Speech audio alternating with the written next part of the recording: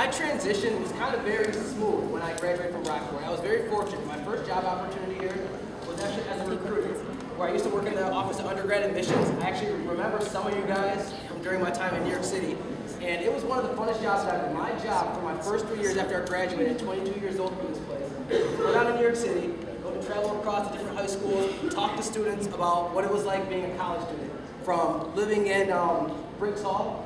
Do we have any Briggs alum in the house? All right. Being a wrestler, being involved in activities, organizations, all those sort of things. It was such a fun job. And then last year, I was just blessed with my second opportunity here at the college at Brockport, working as a study abroad advisor, where my job as a whole is pretty much to connect students to an international experience. I've gotten, in the last 10 months, traveled to Seattle, to San Diego. I just went to Ghana for winter break, went to London, England, to China, all for work. And you know, students always ask me, well, what's the worst part of your job? It's when I get to go to these places, I have to come back, unfortunately. But looking back on all of it, the one consistent thing was that all of that success was directly related to my involvement here as a student. All the opportunities I took advantage of ended up opening up doors for me when I graduated.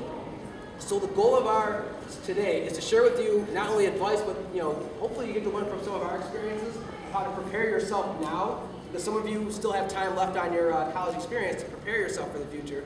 But then for those of you getting ready to transition into the future, some of the things to kind of be aware of as you make that transition, into the post-college world. Can you all hear us? I just want to check. Okay. If you want, do you want to move up? Anyone that can't, here's your opportunity. There you go. All right. All right. So you guys essentially came to Brockport to get your degree so you could do what? Make it rain. You guys are all trying to get paid, correct?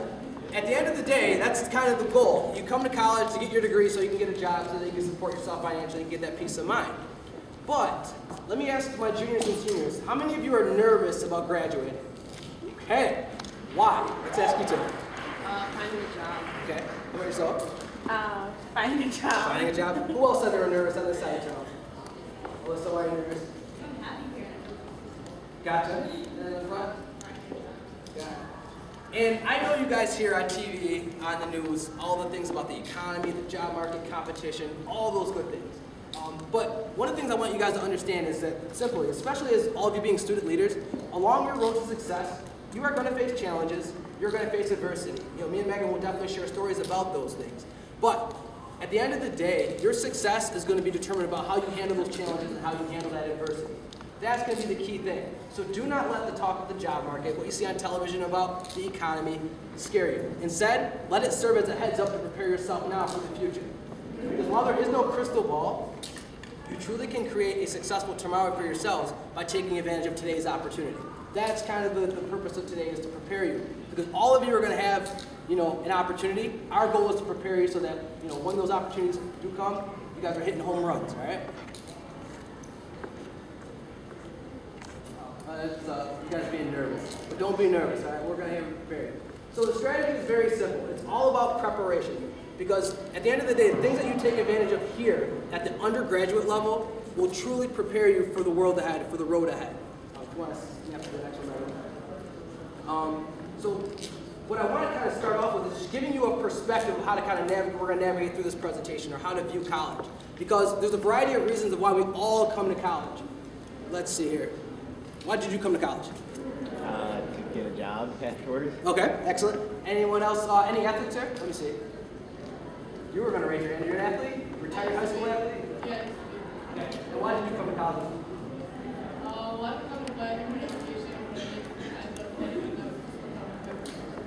So there are a variety of reasons why we all come to college. Some people come for sports. I came here to be a business teacher and coach wrestling. Some people, did any of you come because your parents told you that's the next logical step? You graduate from high school, you go to college? Exactly. Some people come here for just the starting fresh or starting over. There's a variety of reasons of why. But the perspective that I want you all to view college, this place, it's one big theme park. This place is full of different rides or opportunities for you all to take advantage of. And just like a theme park, you pay admission to come here, you need to take advantage of everything. Are any of you fans of the water park? That would be me. Any fan? All right, that's me. Some people are fans of the roller coaster. College is the same way. Some people are here just for the academic experience, just to get their degree and head off. Some people are here for the social experience. We all know people who came here for the social experience. They might not be here anymore, but they had a good time. All right? My thing is this. You guys need to take advantage of all these opportunities, the professional development, the leadership development, the personal development opportunities. Because trust me, if you do, and we're going to share with you what some of those opportunities are, if you take advantage of them, when you graduate, I guarantee that is when all your fun is going to begin. I have graduated from this college 4 years ago. I have not worked a day since I graduated. All because of the things that I did as a student here have prepared me for life, to the fact that, when I wake up every day, going to work is fun. And that's what I'm here to encourage you guys all to do, is take advantage of the opportunities. Because there's a lot of fun in store for you guys. All right. And like Justin was talking about, you should be taking advantage of these times in your life to build these skills that employers are looking for. So we kind of wanted to provide you guys with 5 of the top skills that they're looking for in recent grads. Do you guys have any idea what they might be? Throw some ideas out there. Creativity. Communication? What'd you say? Creativity. Creativity? Nice. Any more? All right. We're going to start with 5. It's the least important out of the 5, say. So multitasking. Super important. You've got to be able to handle a lot of different things going on at once. Analytical skills. You've got to be able to figure out what's going on, try to adjust to what is happening. Decision making. This is something that, to be honest with you, I'm still working on. Typically, I try to get the opinion of, say, my boss before I make a decision. So this is something that you should be working on, because I think it's kind of cut me back a couple times. So I like this one a lot. Communication skills. You have to be able to be professional and to show up and put your best foot forward, show your best self. Any idea what number 1 is? Any guesses? Writing? Any more? Teamwork? What was it? Leadership? Any others? All right. Teamwork. Good job. Golden star today. Yeah, obviously, teamwork, you got to be able to work with a team. I mean, I'm sure you guys have had kind of the opportunities to develop these skills in your, if not even in college and high school. I've already seen from being in the work world that it's so important. I try to get along with everyone I work with. I try to work with them. There's certain people you will see that don't really have this skill, so I think it's super important. All right, so here's some pictures, a nice collage of some of our experiences in college. Do you want to talk about the top one? Yeah, we'll talk about the top one. All right. So this past winter, I got to spend my winter break with a group of 9 students, a couple from Brockport, University of Maryland, Oneonta, SUNY, CUNY Hunter, and we spent our winter break in Ghana. So this is a hiking trip that we all went on. Some of you guys might remember this. Let's see, Dre Johnson, Tony Rich, who else we got? Tanya, Bridget, and Kaylee. They're all Brockport students. So we'll talk about studying abroad in a second. I just want to explain some of the other ones. All right, this top one over the corner, Justin and I are both in that. That's from PR Club, where we originally kind of started our working relationship. This is us volunteering at the Ronald McDonald House, making breakfast for the families. We had a great time. We kind of got to know some of the families. It feels good to volunteer, right? You always walk away feeling good. And this is PR Club. Do you remember what year this is? Yes, this was 08-09. I call it our Super Bowl season. We won Title of the Year or Club of the Year award. So that was kind of our great group. And we put on a celebrity charity basketball game with the Buffalo Sabres alumni team here, where everyone's favorite faculty and staff got to play against the Buffalo Sabres alumni team. It was a charity event. We raised $1,000 for the American Cancer Society. We were on our news, so it was a really fun event that we got to put together. But also, we had to work in a team to execute that. And I just want to make a little side note with this picture. All right, when I joined Public Relations Club, to be perfectly honest with you, I had no idea what public relations was. Really, I joined the club because I knew in my head that I had to start getting involved and kind of make a name for myself while I was here. Looking back, had I not joined PR Club, I would not know Justin. That's a great perk of joining the club. But I also would not have been at, I think it was a networking event where I got my first internship from Justin. He was kind of advertising it. So that kind of snowballed into my next internship, where I was again working with Justin. So originally, this club, I wasn't really sure why I was joining. So I encourage you guys, if there's a club that you're interested in, you never know the connections that you can make. It might not be PR. Honestly, I was like, I don't know what that is. Is this related to my field? I'm not really sure. I joined it just because I knew that I needed to, and it just snowballed. So I think that it's definitely important to get involved. And then, like Justin's picture, this is me in London, right in front of Parliament. So we will talk a little bit more about study abroad, but that was definitely an experience that I wish I could go back for sure. Oh, go back. Okay. One thing, I just want to take a quick pulse of the room. How many of you are RAs? Whoa. All right, RAs are rolling deep in here. Let's see, how many of you are involved in, let's say, rec services? Rec services we have. Anyone involved in student government? Okay, a couple. Clubs and organizations? Okay, and then sororities and fraternities? No, over there? Oh, yeah, that makes sense. All right, what about athletes? All right, retired high school athletes. There we go. All right. Just one of the things I kind of want to add, just what Megan's saying, is that since you guys are all involved in these activities, you know, you guys kind of are already starting to build some of those skills that we mentioned earlier. We really want you to look at them not as just a line item on your resume, but an opportunity for you to build and hone those skills. Because going forward, those are all skills that you're going to be drawing upon when you're in the professional world. From, you know, working in a team, dealing with problems and conflict. You guys have all probably been in groups and worked on teams where, you know, issues or planning an event, something goes wrong. Those are skills that are situations that you're going to encounter in the real world. So it's really important for you to start building those skills, honing those skills now, because it will come in handy. In addition to, for example, with the volunteering, one of the things I want to also make a note of to you guys is, in college, you guys all have a passion for something. You guys all have an interest or something, an interest or a cause that you're really passionate about.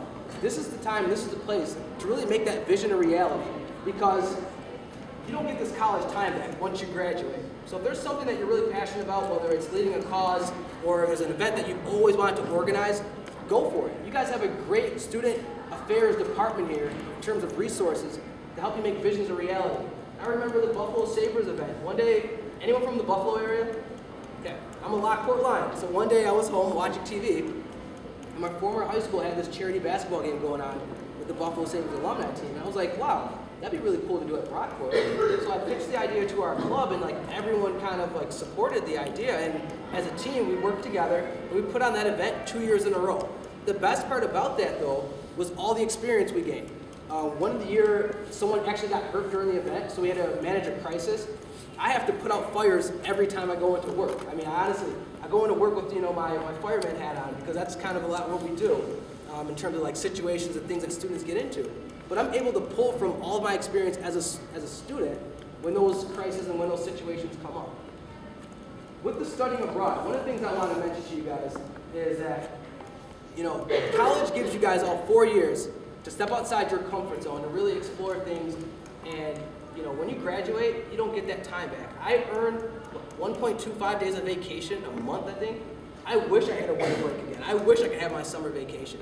When you study abroad, when you go out there and see the world, for example, going to Ghana, it opened my eyes. You know, it really blew my eyes open to see that this world is full of so much life, and there's just so much that you're going to get out of it beyond that you can get from watching a TV show, going on the internet, or reading a book.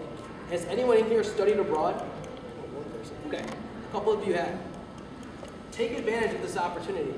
You really become a global citizen. Another real benefit of studying abroad is when you go into the work world.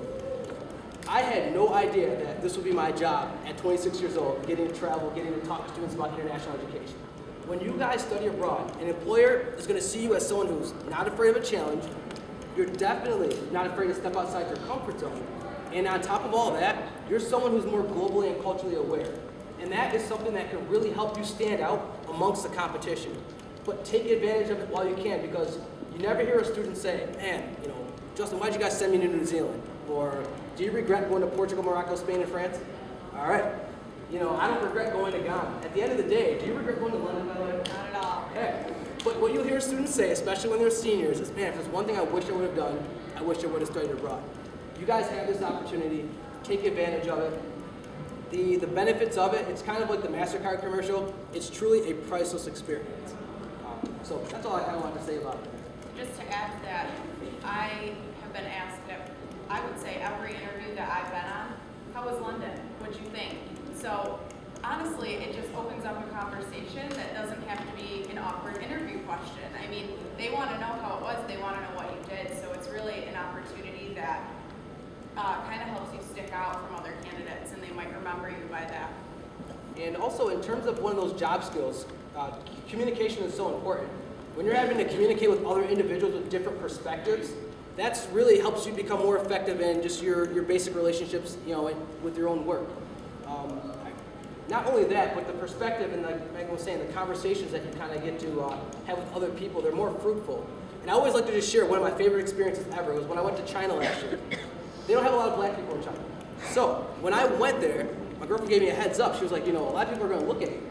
People are like taking pictures of me. They're handing me their baby to take a picture with. People are like doing a peace sign with me.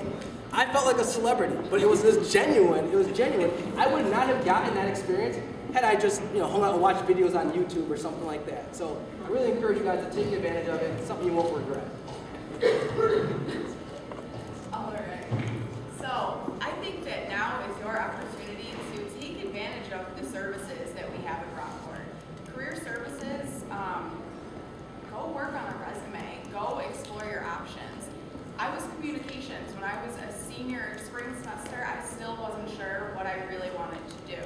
So I think that using career services to your advantage, any help that they can give you, internships, I did 2 internships through career services. Cover letters. What's a cover letter? I'm still working on that. So I think that they will help you kind of bring it all together and make a cover letter that's gonna catch someone's eye.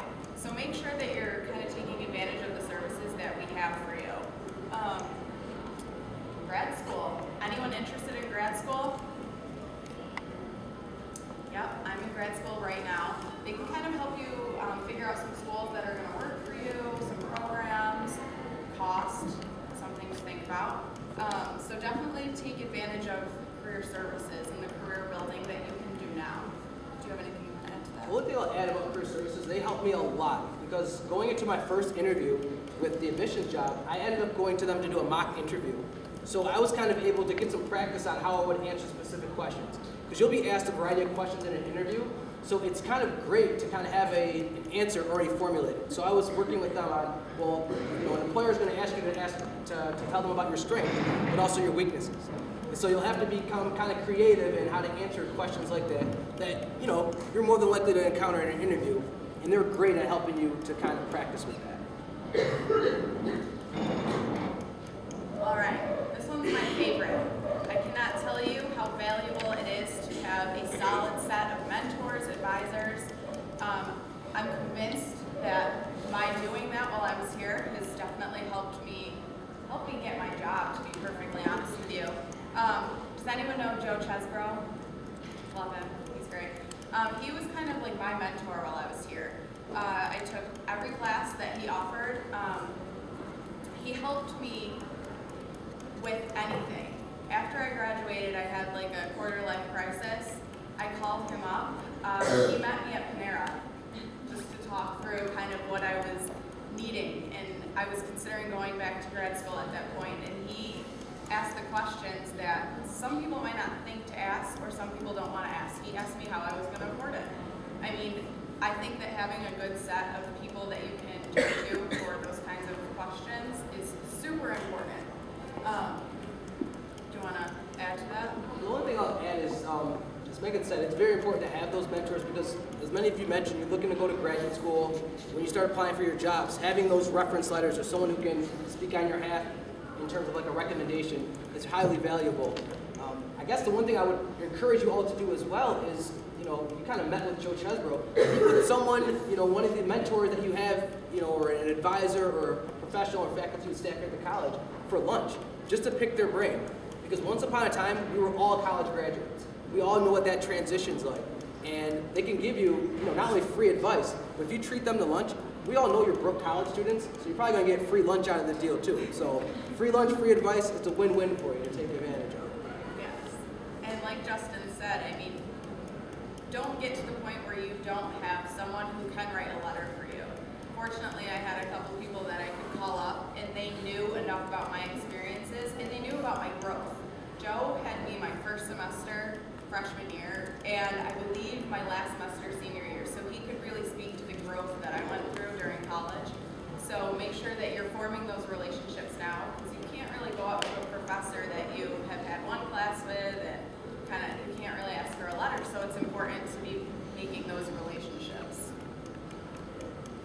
And I gotta give kudos to an RIT professor. He had this great slide and concept of how to view people that you build a relationship with. People in your lives are like elevator buttons. They can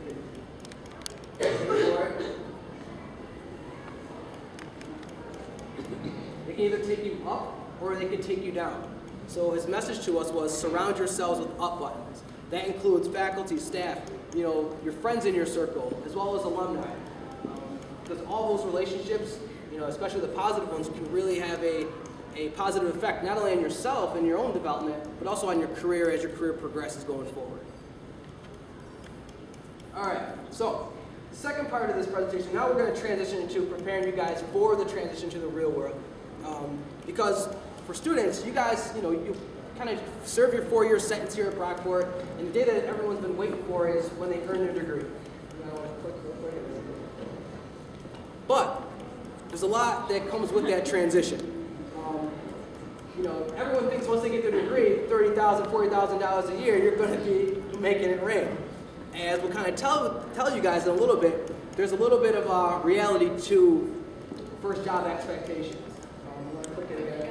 Yeah, I think one more time. So when students tend to graduate, there is a little bit of a transition that does take place in terms of, first and foremost, applying for jobs. Some of you guys are going to encounter situations where the jobs might not match what you got your degree in. Others of you are going to go from living in this independent lifestyle to possibly having to have roommates again that are called your mom and dad. So what we're looking to do is just give you guys some tips, share our experiences, and hopefully, once again, helping you to prepare to navigate through your post-college transition. One more plug to the communications department. Does anyone know Alex Lyon? All right, he was my other favorite. On the last day of class, each semester, he would say, who in the class is graduating? And however many people would raise their hand. And we were all kind of expecting this beautiful, oh, you did it, congratulations, good luck with everything. Instead, it was, open your eyes, you are potentially going to be depressed after graduation. You might not get a job. You might move in with your parents in their basement. It was really kind of this, I used to sit there and say, oh my gosh, she's so mean. Who would say that to a bunch of graduating seniors? It's depressing to hear, but I will tell you from experience, and we'll kind of talk about it a little more, it's true. It's not kind of the grand experience that you expect, and that some people kind of tell you it's a lot harder than you think. Think about the real world, and we're going to help you tackle these issues, is that it does not discriminate, all right? It doesn't matter, and you kind of can share the story of the student who was, she was a top 5 in her class or top 10 in her class. It doesn't discriminate. So we're going to help you guys tackle some of the issues from first job expectations to also finding your direction, because you guys are going to go from planning semester to semester to now planning the rest of your life. So we're going to give you some advice on how we kind of navigated having that abundance of free time. And the final thing we'll talk about is just your personal brand. The importance of making sure, especially online, that the most positive images of you are being portrayed and that you're using social media also in a way to promote yourselves. All right, so let's start with first job expectations. According to an Associated Press report in the New York Times, 1 out of 2 college graduates are either unemployed or underemployed. Now, I don't say that to scare you guys. I say that to prepare you, because some of you in here are going to transition well. You'll be very fortunate like I was, where I graduated in May, I had a job by August. You're going to have a job possibly that gives you peace of mind on a career level, but also on a financial level. But for the others of you, like I mentioned, your first job offer, it may not match, what you were expecting to get when you graduate with a bachelor's degree. Your first job offer might not be related to a field that you're even interested in. You may end up having to move back home. All of those things are okay, but with all of that said, I want you guys to understand, when it comes to your first job, you have to be flexible, and understanding. Like I mentioned earlier, along your road to success, you are going to face some challenges, you are going to face some adversity. And if you look at your first job with a positive attitude, with a perspective, that can really help you going forward. If you look at your first job as an opportunity to build your skills, those professional skills we mentioned earlier, communicating, working in a team. If you use your first job as an opportunity to expand your professional and social network, and if you use your first job and you view it as more of a stepping stone to get you closer to your eventual dream job, that is going to have such a positive impact on your career going forward. Another thing to mention too about that is how many of you changed your major at Brockport? Excellent. All right, this makes my point. Your first job, you are not handcuffed to, like you weren't handcuffed to your major. All it is for you is a starting point. It's certainly not your end. Eventually, don't worry, you're going to be able to, and Megan will get to share her story, but eventually you'll land into a position that brings you that peace of mind, that financially you're able to support yourself with. Might not happen overnight. Don't feel that the pressure that you have to graduate in May, be a millionaire by June. You might have to pay some dues first, but that is okay. You want to kind of share your story? And then... Sure. All right, so Justin said that 1 out of 2 graduates are unemployed or underemployed. I would say Justin was the 1, I was the 2. For a year, I was a miserable human being. And this is where I'll kind of tell you my detailed story.